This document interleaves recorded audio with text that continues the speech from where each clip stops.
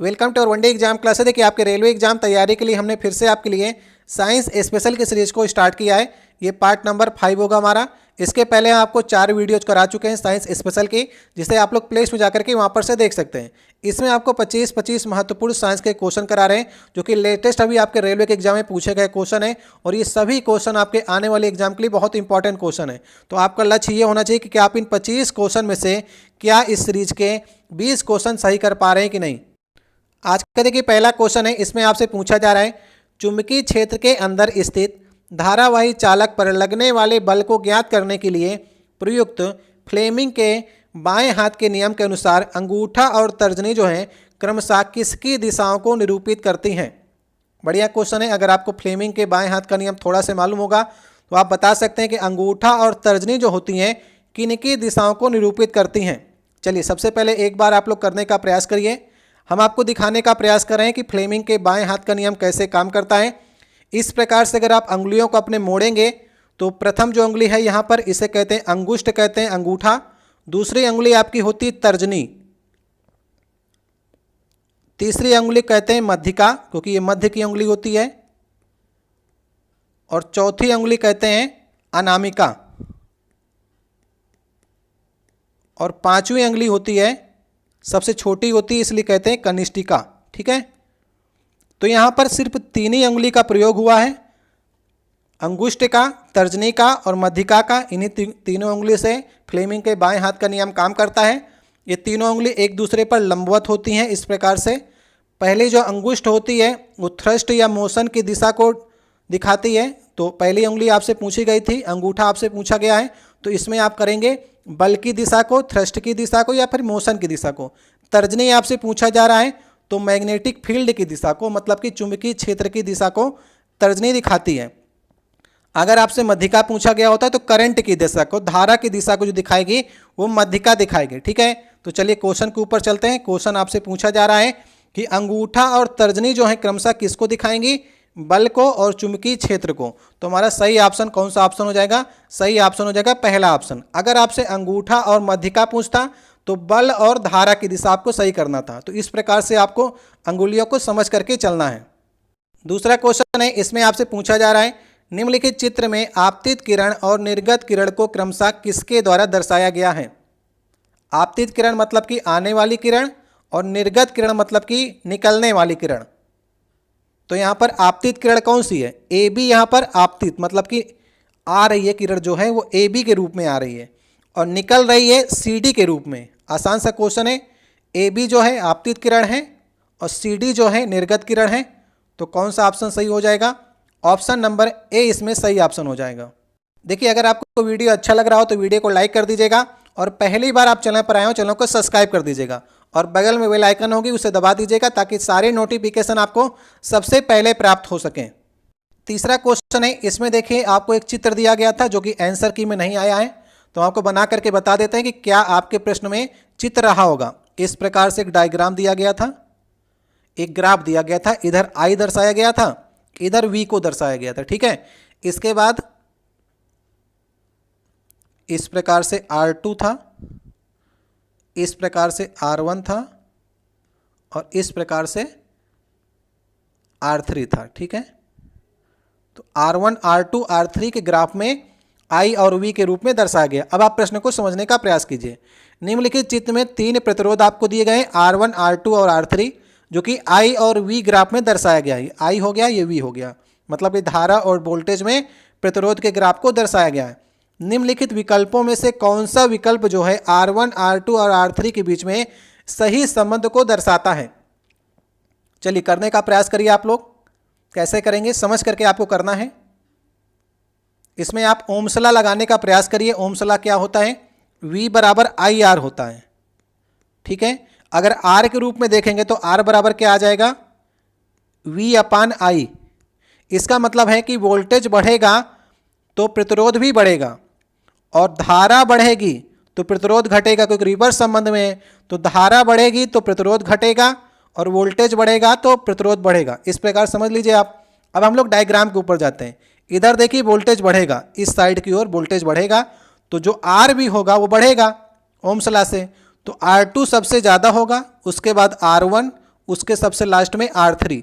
तो सबसे ज़्यादा कौन सा होगा? R2, उसके बाद R1 और सबसे लास्ट में R3। इस प्रकार समझ लीजिए। या फिर धारा के रूप में अगर आप समझना चाहते हैं तो ऊपर की ओर धारा बढ़ रही है, धारा बढ़ेगी तो प्रतिरोध घटेगा, ठीक है, रिवर्स संबंध है ना। तो R3 सबसे कम होगा, उसके बाद R1 और सबसे ज़्यादा होगा R2। तो R2 सबसे ज़्यादा होगा, उसके बाद R1 फिर R3। ये कहाँ पर लिखा गया है? ये तीसरे वाले ऑप्शन में लिखा गया है। तो इस प्रकार से आप ओम्स लॉ लगा करके इसे सही कर सकते थे। समझ गए आप? इस प्रकार से अच्छे क्वेश्चन पूछे जाते हैं, सभी के आपको एग्जाम में तैयारी करके चलनी है। चौथा क्वेश्चन है, इसमें आपसे पूछा जा रहा है किस जीवाणु की उपस्थिति से जल प्रदूषण का सूचक है। मतलब कौन सा जीवाणु जो है अगर जल में है तो हम मानेंगे कि जल जो है वो गंदा जल है। ये 4 आपको दिए गए हैं जीवाणु। इसमें पहला दिया गया है माइकोबैक्टीरियम ट्यूबरोक्लोसिस, जो कि एक टीबी का जीवाणु है, इससे टीबी होती है। सेल्मोनेला टाइफी, ये आपका टाइफाइड का बैक्टीरिया है, ठीक है। और यहाँ पर लिखा गया ई कोलाई कोलोफार्म और विब्रियो कॉलरा, ये कॉलरा हैजा का बैक्टीरिया है, इससे हैजा होता है और इससे टाइफाइड होता है और इससे टीबी होता है। तो 3 तो आपके ये हो गए। और ये तीसरा वाला जो बचा ई कोलाई कोलीफार्म जो है, ये मनुष्य की आंत में पाया जाता है। ये सहजीवी के रूप में होता है, मतलब मनुष्य के अंदर शरीर में रहता है, कोई भी नुकसान नहीं पहुंचाता है। अगर ये जल में पहुंच गया, क्योंकि ये छोटी आंत में रहता है, अगर ये जल में पहुंच गया इसका मतलब ये किसी न किसी प्रकार से मल के रूप में बाहर आया है। अगर मल के रूप में आया है तो पानी जो है गंदा हो जाएगा। तो ई कोलाई कोलोफार्म जो है अगर जल में पहुंच गया, इसका मतलब पानी किसी न किसी प्रकार से दूषित है, क्योंकि उसमें मल आ गया, क्योंकि ये मनुष्य के आंत में होता है। तो सही ऑप्शन होगा तीसरा ऑप्शन, ये पानी में नहीं पाया जाना चाहिए, नहीं तो हम जल को प्रदूषित जल मान लेंगे। 5वां क्वेश्चन है, यहाँ पर देखिए एक आपको परीक्षण दिया गया है। नीचे दिए गए चित्र का आपको ध्यानपूर्वक अध्ययन करना है और कौन सा विकल्प जो है नीले काले रंग की उपस्थिति के कारण सही व्याख्या करता है। देखिए यहाँ पर टेस्ट ट्यूब आपको एक दी गई है, यहाँ पर पोटैटो जूस रखा गया, मतलब आलू का रस रखा गया है, जो कि आयोडीन की कुछ बूंदें डालने के बाद जो है इसका रंग जो है वो ब्लूइश ब्लैक हो जाता है।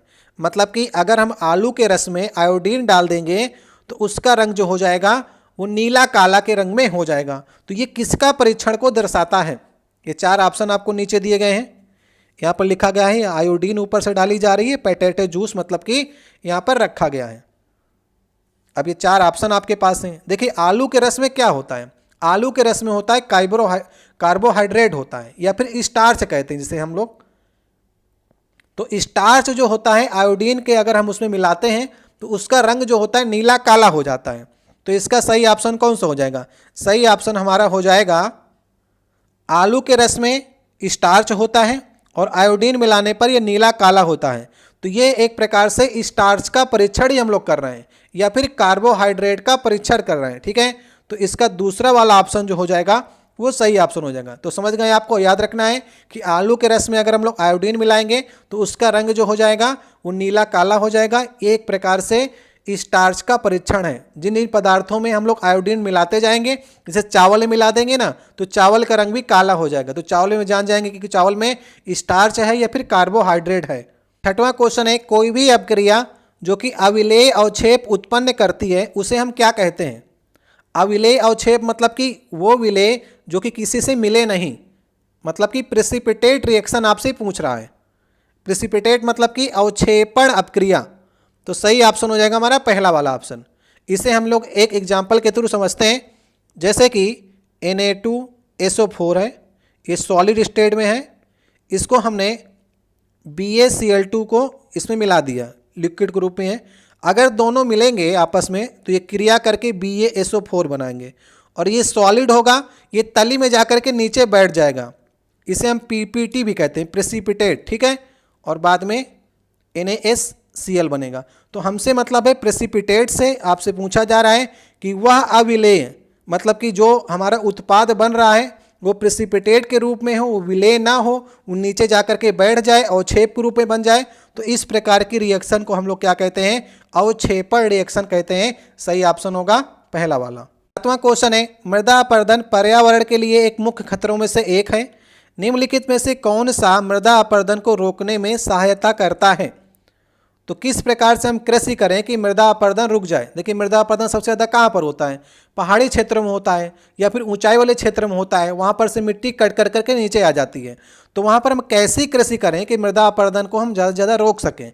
तो वहाँ पर हम लोग करते हैं समोच्च रेखीय जोताई करते हैं, जिससे हमारी जो मृदा है वो धीरे धीरे कट करके नीचे नहीं आती है। तो इसका सही ऑप्शन होगा पहला वाला।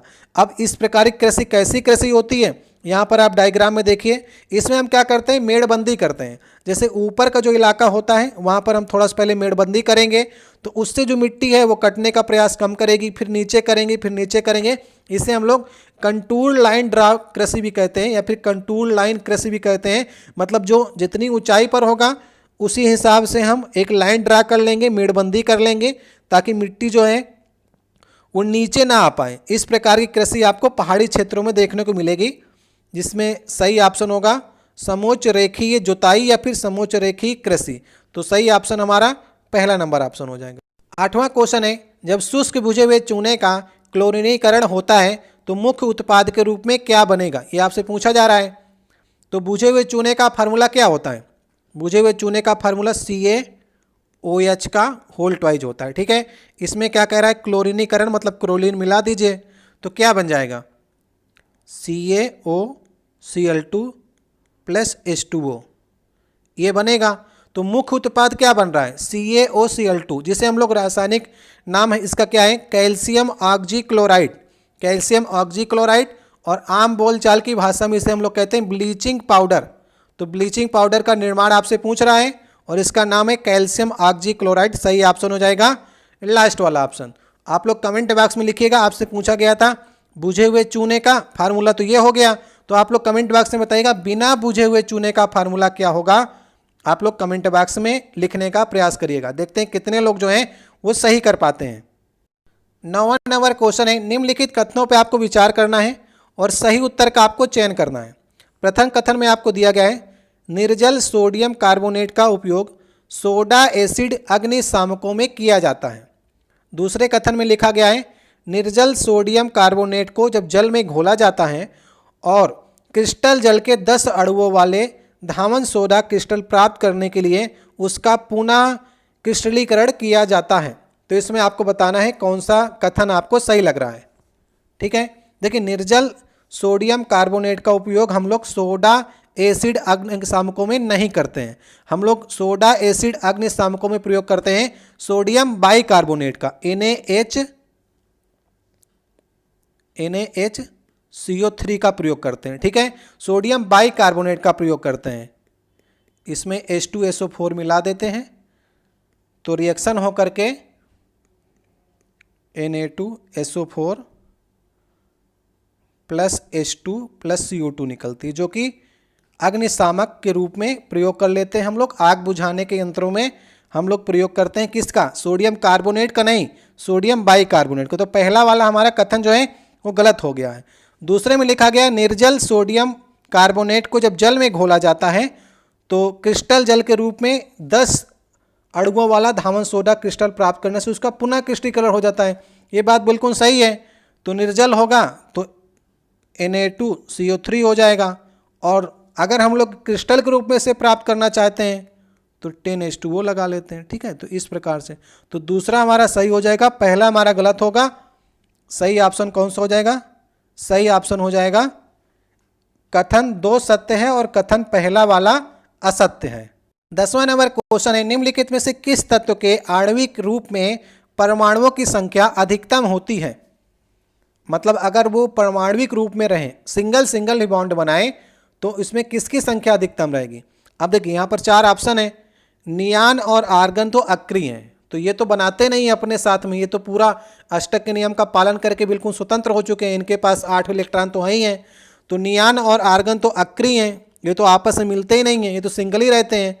फास्फोरस हमारा बना लेता है, P4 P5 तक बना लेता है, लेकिन सबसे अधिकतम आपसे पूछा तो सल्फर जो है S8 तक बनाता है, अपने 8 परमाणुओं के साथ मिलकर के एक संरचना बनाता है।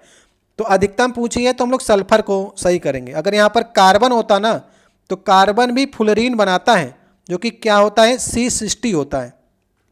तो कार्बन भी बहुत लंबी संरचना बनाता है, लेकिन यहाँ पर आपसे पूछा जाएगा तो आपको सल्फर को सही करना है। 4 नंबर क्वेश्चन है, दिए गए परिपथ में 4 ओम प्रतिरोध के टर्मिनलों के बीच में आपको विभव का ज्ञात करना है, मतलब वोल्टेज आपको ज्ञात करना है। ये 4 ओम का जो प्रतिरोध है इसके टर्मिनल ये हैं, यहाँ पर आपको विभव ज्ञात करना है। इसके लिए सबसे पहले आप इस परिपथ को देखिए। ये परिपथ में जो 2 आपके प्रतिरोध लगे हैं, इसे हम R1 मान लेते हैं, इसे हम R2 मान लें। तो ये एक प्रकार से श्रेणी क्रम में है। अगर श्रेणी क्रम में है तो इनका जो जुड़ करके आएगा वो R1 + R2 होगा। पूरे परिपथ का जो प्रतिरोध होगा वो 4 + 6 बराबर के 10 ओम। ये हमारा परिपथ का प्रतिरोध आ गया। श्रेणी क्रम में हमने जोड़ा इनको। अब देखिए श्रेणी क्रम की एक बात होती है, इसमें धारा जो होती है समान होती है। तो हम लोग V = IR अगर यहाँ पर लगाएं और धारा निकालने का प्रयास करें तो I = V/R हो जाएगा। V यहाँ पर आपको दिया गया है 5 वोल्ट का, तो 5 वोल्ट हो जाएगा। R आपने पूरा निकाल ही लिया है, पूरे परिपथ का 10 है, तो यहाँ पर से धारा आ जाएगी 0.5 एम्पियर की। यहाँ पर से धारा आपने निकाल ली, तो 0.5 एम्पियर धारा आ गई, जो कि पूरे परिपथ में हर जगह पर समान होगी। धारा चेंज नहीं होती है, वोल्टेज चेंज होता है। तो हमको इन दोनों टर्मिनलों के बीच में 4 ओम के पास आपको निकालना है विभव। तो विभव के लिए फिर से आप फार्मूला लगा दीजिए, V = IR का। अब यहाँ पर धारा आपने 0.5 निकाल ली, हर जगह पर धारा 0.5 ही होगी, लेकिन विभव यहाँ पर 4 है, तो यहाँ पर वोल्टेज जो होगा 4 रख लीजिए। तो 5 चौके 20, यहाँ पर 2 जो वोल्ट का वोल्टेज आपको प्राप्त होगा 4 ओम के पास में। वहीं पर अगर हम 6 ओम की बात करते हैं तो 6 पंचे 30, यहाँ पर 3 वोल्टेज प्राप्त होता, 3 वोल्ट का। तो आपसे पूछा गया था 4 ओम वाले के पास, तो 2 वोल्ट सही कर दीजिए। तो सही ऑप्शन कौन सा हो जाएगा? सही ऑप्शन हमारा हो जाएगा दूसरा वाला ऑप्शन। समझ गए आप लोग? अब नेक्स्ट देखिए, हमारा 12 नंबर क्वेश्चन है। इसमें आपसे पूछा जा रहा है किशोरावस्था के दौरान मानव शरीर में अनेक परिवर्तन होते हैं। निम्नलिखित में से कौन सा परिवर्तन केवल लड़कियों में लैंगिक परिपक्वता से संबंधित है? जैसे मनुष्य का शरीर बड़ा होता है तो लड़कों में अलग गुण आते हैं, लड़कियों में अलग गुण आते हैं। थोड़ी आवाज़ जो है लड़कों की भारी हो जाती है, जैसे लड़के परिपक्व होते हैं। तो ऐसे 4 चीज़ें दी गई हैं। आपसे पूछा गया है केवल लड़कियों में कौन सा होता है? तो स्तन ग्रंथियों में जो वृद्धि होती है वो केवल लड़कियों में होती है, तो पहला वाला ऑप्शन सही हो जाएगा। शरीर के विभिन्न हिस्सों के बालों का बढ़ना, ये दोनों में होता है। मुहासे आना, ये दोनों में होता है। दिखावट के प्रति सचेतना, ये दोनों में होती है, लेकिन केवल लड़कियों में जो होता है वो प्रथम वाला ऑप्शन जो होगा वो सही ऑप्शन हो जाएगा। देखिए नेक्स्ट हमारा 13 नंबर क्वेश्चन है। एक गोली दर्पण के फोकस और वक्रता केंद्र के बीच की दूरी वक्रता त्रिज्या R के पदों में किसके बराबर होती है? अब मान लीजिए आप एक गोली दर्पण है, इस प्रकार से आपने गोली दर्पण को मान लिया। आपसे पूछ क्या रहा है? फोकस और वक्रता केंद्र के बीच की दूरी। तो फोकस अगर यहाँ पर है इसका, तो वक्रता केंद्र उससे डबल दूरी पर होता है यहाँ पर। इसे R के पदों में मान लीजिए, तो हम इसे C मान लेते हैं। वक्रता केंद्र हमारा C हो गया, और R के पदों में आपको ज्ञात करना है। तो अगर ये दूरी हमारी R/2 है तो ये भी हमारी R/2 होगी, क्योंकि दोनों आधी आधी मिल करके ये टोटल दूरी यहाँ पर यहाँ से यहाँ तक R बना देगी। वक्रता त्रिज्या अगर हमने R मान ली है तो यहाँ तक R होगी, तो ये R/2, ये R/2। आपसे क्या पूछ रहा है? गोली दर्पण में फोकस और वक्रता केंद्र की बीच की दूरी। तो यहाँ पर अगर हम वक्रता केंद्र और फोकस की बीच की दूरी R के पदों में ज्ञात करें तो R/2 ही तो है। तो सही ऑप्शन कौन सा हो जाएगा? सही ऑप्शन हमारा तीसरा नंबर ऑप्शन सही ऑप्शन हो जाएगा। तो इस प्रकार से आपको समझ करके इसे कर लेना है। नेक्स्ट हमारा 14 नंबर क्वेश्चन है। यहाँ पर आपसे पूछा जा रहा है निम्नलिखित में से कौन सा रेडॉक्स अपक्रिया का उदाहरण नहीं है? अब रेडॉक्स अपक्रिया वे अपक्रियाएं होती हैं जिन अपक्रिया में रिडक्शन भी होता है और ऑक्सीडेशन भी होता है। ठीक है, आपसे पूछा जा रहा है इसमें से कौन सा नहीं है। तो रेडॉक्स अपक्रिया को जानने के लिए सबसे अच्छा तरीका यही है कि आप इनका ऑक्सीडेशन नंबर निकाल लीजिए। हर अपक्रिया का आपको निकालना पड़ेगा। जिसको ऑक्सीडेशन नंबर निकालना आता होगा वो बहुत तेज़ी से इन अपक्रियाओं को पहचानने का प्रयास करता है। फिर भी देखिए इसमें समय लगता है।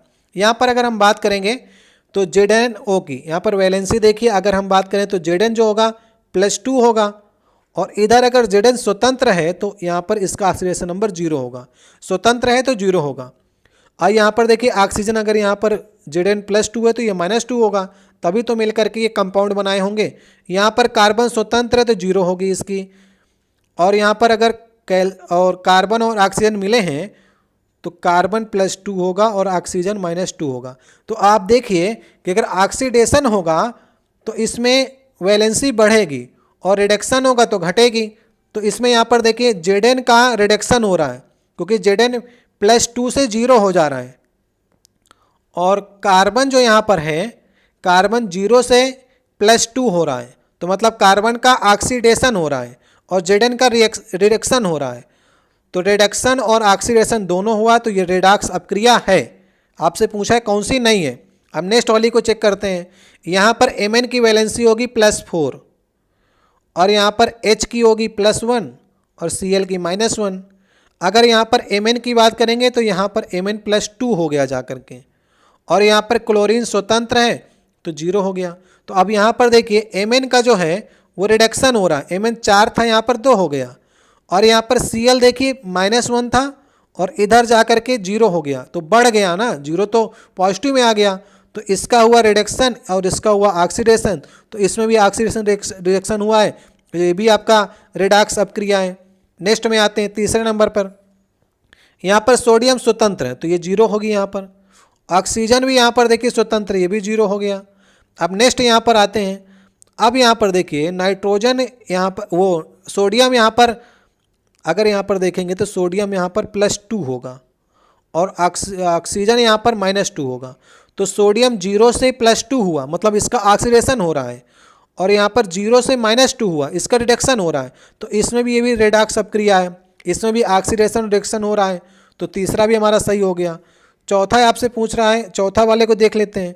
यहाँ पर AgNO3 लिखा है, तो NO3 की टोटल मिलाकर के -1 होती है, तो अगर ये -1 है तो ये +1 होगी Ag की, समझ गए। और NaCl की बात करेंगे तो ये +1 होगी और -1 होगी। अब यहाँ पर ये NaCl था और AgCl की बात करेंगे तो ये +1 -1, और Na3 की -1 होती है तो ये +1 होगी। अब यहाँ पर देखिए Ag जो है वो +1 से +1 ही है, तो इसका तो ना तो रिडक्शन हो रहा है ना तो ऑक्सीडेशन हो रहा है, तो ये रेडॉक्स अपक्रिया नहीं है चौथी वाली। ये थोड़ा समझने वाला प्रश्न था।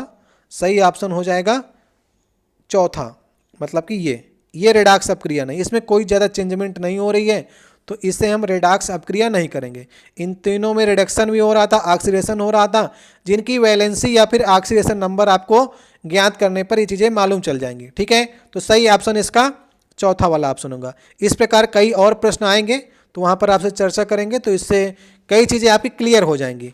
अब देखिए 15 नंबर क्वेश्चन है, इसमें आपसे पूछा जा रहा है मनुष्य के पाचन तंत्र में होने वाली कौन सी क्रिया गंदगी पर साबुन के पायसीकरण की क्रिया के समान होती है। अब साबुन का पायसीकरण क्या होता है? साबुन जैसे गंदगी बहुत बड़ी होती है और जैसे हम साबुन लगाते हैं तो गंदगी के जो कण होते हैं वो छोटे छोटे होकर के निकल जाते हैं, उसी प्रकार से हमारा पाचन तंत्र होता है। तो यहाँ पर देखिए 4 ऑप्शन में से आप क्या सही कर सकते हैं? इसका सही ऑप्शन होगा दूसरा वाला ऑप्शन। जैसे यहाँ पर साबुन का पायसीकरण में बड़ी गंदगी छोटे छोटे कणों के रूप में निकल जाती है, उसी प्रकार से पित्त लौड़ों द्वारा बड़ी वसा की गोलियां जो हैं वो छोटी छोटी गोलियों में विघटित हो जाती हैं। जो काम साबुन के पायसीकरण करता है वही काम यहाँ पर पित्त का लवण करता है। तो सही ऑप्शन हो जाएगा हमारा दूसरा वाला ऑप्शन। अब नेक्स्ट देखिए हमारा क्वेश्चन है, इसमें से क्या एक अलैंगिक प्रजनन का उदाहरण नहीं है? अब ये 4 ऑप्शन आपको दिए गए हैं, सोचने का प्रयास करिए। एक लैंगिक प्रजनन होता है, एक अलैंगिक प्रजनन होता है, तो इसमें 3 आपके रखे गए हैं अलैंगिक प्रजनन वाले, एक इसमें से अलग है। ये हमारा 16 नंबर क्वेश्चन होगा और इसका सही ऑप्शन होगा, देखिए मुकुलन हो गया, विघटन हो गया, विखंडन हो गया, द्विभाजन हो गया, ये सभी आपके अलैंगिक प्रजनन के उदाहरण हैं। और इसमें बहुखंडन भी आ गया, तो अमीबा, पैरामीशियम, जीवाणु, ये सभी आपके अलैंगिक प्रजनन करते हैं। ग्राफ्टिंग जो है इसका उदाहरण नहीं है, समझ गए। तो चलिए 16 नंबर क्वेश्चन हो गया। अब 17 नंबर क्वेश्चन है, साइक्लोहेक्सेन में जो CC के बीच के बॉन्ड और CH के बीच के बॉन्ड और इस प्रकार कुल जो सहसंयोजी बॉन्ड बने उनकी संख्या आपको बतानी है। तो चलिए बताइए, साइक्लोहेक्सेन के फार्मूला अगर आपको बना सकते हो तो बना करके आप इसे गिनने का प्रयास करिए। साइक्लोहेक्सेन का हम आपको दिखा देते हैं चित्र कैसे बनेगा। ये साइक्लोहेक्सेन है, ठीक है। इसमें देखिए CH CH हर जगह लगे हैं, मतलब 2 यहाँ पर बॉन्ड तो लगने ही हैं H के। 4 पूरी करनी है बैलेंसी, 1 2 इधर से पूरी हो जाएंगे, 2 इधर से पूरी होंगी, तो हर जगह पर CH के साथ में 2 CH2 लगे हैं, ठीक है। तो आपसे क्या पूछ रहा है, आपसे पूछ रहा है, पहला पूछ रहा है CC के बीच में बॉन्ड आपको बताना है और CH के बीच के बॉन्ड। तो CC के बीच के बॉन्ड तो 6 हैं, 1 2 3 4 5 6, तो CC के बीच के 6 हो गए। और CH की बात करेगा तो CH गिन लीजिए, यहाँ पर देखिए 1 2, हर जगह पर आपको 2 मिलेंगे, तो 6 दूनी 12 हो गए, तो एक का आंसर 6 हो गया, एक का आंसर 12 हो गया। और पूछ रहा है कि सहसंयोजी बॉन्ड कितने बनेंगे। तो सहसंयोजी बॉन्ड जो हैं, तो देखिए 12 तो यहाँ पर बन ही रहे हैं CH से, और यहाँ पर CC वाले भी तो आपको गिनने पड़ेंगे, तो 6 बॉन्ड ये हो गए, ये भी सहसंयोजी बॉन्ड है, तो 12 6 18 कर लीजिए। तो ऑप्शन नंबर 6 12 18 जो होगा वो इसका सही ऑप्शन होगा, ठीक है। तो ये साइक्लोहेक्सेन है। पूछा जा रहा है आपसे कि CC के बीच में बॉन्ड है तो 6 होंगे, CH के बीच में 12 होंगे, और टोटल जो सहसंयोजी बॉन्ड बन रहे हैं वो 18 होंगे। तो सही ऑप्शन कौन सा हो जाएगा, सही ऑप्शन हमारा पहला नंबर ऑप्शन हो जाएगा। देखिए हमारा 18 नंबर क्वेश्चन है, इसमें आपसे पूछा जा रहा है वक्कों में मूत्र के निर्माण में शामिल की गई तीनों प्रक्रियाओं में सही अनुक्रम को आपको बताना है किस विकल्प में दर्शाया गया है। मतलब किडनी में जो मूत्र का निर्माण होता है तो उसमें कौन कौन सी क्रिया फॉलो होती है। हिंदी में लिखा गया है, इंग्लिश में आप समझने का प्रयास करिएगा, उसमें आपको ज़्यादा समझ में आएगा। इसका सही ऑप्शन होगा, पहले में तो देखिए निस्यंदन रहेगा ही, जिसे हम लोग कहते हैं फिल्ट्रेशन। तो पहले फिल्टर होगा, फिल्टर में कुछ चीज़ें जो शरीर के लिए उपयोगी हैं उसे फिर से वो चयनात्मक पुनः अवशोषण कर लेगा, मतलब कि रीअब्जॉर्प्शन कर लेगा, और फिर इसके बाद मूत्र का निष्कासन हो जाएगा। तो 3 प्रक्रियाओं से होता है, खास करके निस्कंदन और चयनात्मक पुनः अवशोषण, फिल्ट्रेशन और रीएब्जॉर्प्शन, ये दोनों चीज़ें आपको ध्यान में रख करके चलनी है। नेक्स्ट नंबर क्वेश्चन है, एक वस्तु अभिसारी लेंस से 25 सेंटीमीटर की दूरी पर रखी गई है। लेंस से 30 सेंटीमीटर की दूरी पर वस्तु का वास्तविक और उल्टा प्रतिबिंब निर्मित होता है। लेंस द्वारा उत्पन्न आवर्धन किसके बराबर होगा, ये आपको ज्ञात करना है। तो यहाँ पर किस लेंस की बात की गई है, तो यहाँ पर आप समझ सकते हैं अभिसारी लेंस मतलब कि उत्तल लेंस है, या फिर वास्तविक और उल्टा प्रतिबिंब समझ करके भी आप उत्तल लेंस को यहाँ पर बना सकते हैं। अब यहाँ पर अगर आप उत्तल लेंस को यहाँ पर बनाते हैं, मान लिया कि वस्तु जो है वो AB है, जो कि यहाँ पर वस्तु 25 सेंटीमीटर की दूरी पर रखी गई है, और इसका प्रतिबिंब बनाना है, तो यहाँ पर प्रतिबिंब बनेगा, AB है तो उल्टा बन रहा है तो BA बनेगा। कितनी सेंटीमीटर की दूरी पर बन रहा है, 30 सेंटीमीटर की दूरी पर बन रहा है। समझ गए आप। आवर्धन क्या होता है, आवर्धन M बराबर होता है V/U। V क्या होता है, प्रतिबिंब की दूरी बटे वस्तु की दूरी। तो प्रतिबिंब यहाँ पर कितना है, कितना दूरी पर बन रहा है, 30 सेंटीमीटर की दूरी पर बन रहा है, और वस्तु की दूरी कितनी थी, 25 सेंटीमीटर। लेकिन आपको यहाँ पर चिन्ह का विशेष तौर पर ध्यान रखना है। यहाँ पर बाएं साइड के जितने निशान होते हैं, मतलब अगर वस्तु रखी गई है U बराबर 25 आपने माना है, तो ये निगेटिव में होगा, ठीक है। क्योंकि वस्तु के अगर हम चिन्ह परपाटी की बात करेंगे तो लेफ्ट साइड के जितने निशान होते हैं वे सारे नेगेटिव होते हैं। तो यहाँ पर हम माइनस चिन्ह का प्रयोग करेंगे। तो आपने माइनस की ओर कर लिया, तो अब यहाँ पर कट करके आ जाएगा -6/5। तो सही ऑप्शन कौन सा हो जाएगा, सही ऑप्शन लास्ट वाला ऑप्शन हो जाएगा, ठीक है। चिन्ह का आपको विशेष तौर पर ध्यान देना है। चिन्ह यही डिसाइड करता है कि प्रतिबिंब किस साइड बन रहा है, समझ गए आप। तो -6/5 जो होगा वो इसका आवर्धन होगा। 20 नंबर क्वेश्चन है, कार्बन के इलेक्ट्रॉनिक विन्यास में शामिल कोषों की संख्या कितनी है। अगर हम कार्बन का इलेक्ट्रॉनिक विन्यास करेंगे C6, तो इसमें अगर हम कोषों की बात करेंगे तो पहले कोष में होंगे 2 इलेक्ट्रॉन और दूसरे कोष में होंगे 4 इलेक्ट्रॉन। तो इसमें कोषों की संख्या आपसे पूछ रहा है तो आप 2 सही कर देंगे। अगर आपसे पूछता कि इसमें कौन सा कोष है, तो ये पहला कोष K होता है, दूसरा होता है L, जो कि पिछले सेटों में पूछा भी गया है। तो L जो कोष होगा उसमें 4 इलेक्ट्रॉन होंगे, और पहले कोष में 2 होंगे, दोनों को मिला करके 6 हो जाएंगे। तो टोटल K और L जो होंगे वो इसमें 2 कोष होंगे। तो सही ऑप्शन हो जाएगा हमारा इसका पहला वाला ऑप्शन। 23 नंबर क्वेश्चन है, इसमें आपसे पूछा जा रहा है निम्नलिखित में से कौन सा भाग पौधों में गैसीय विनिमय में सहायक होता है। मतलब कि कौन सा भाग जो है पौधों में गैसों का आदान प्रदान करता है। मतलब कि वायुमंडल से गैसों को लेना और गैसों का काम खत्म हो गया तो उसको वापस भेजना। तो पौधों में गैसीय विनिमय का काम करता है रंध्र। सही ऑप्शन होगा दूसरा वाला ऑप्शन।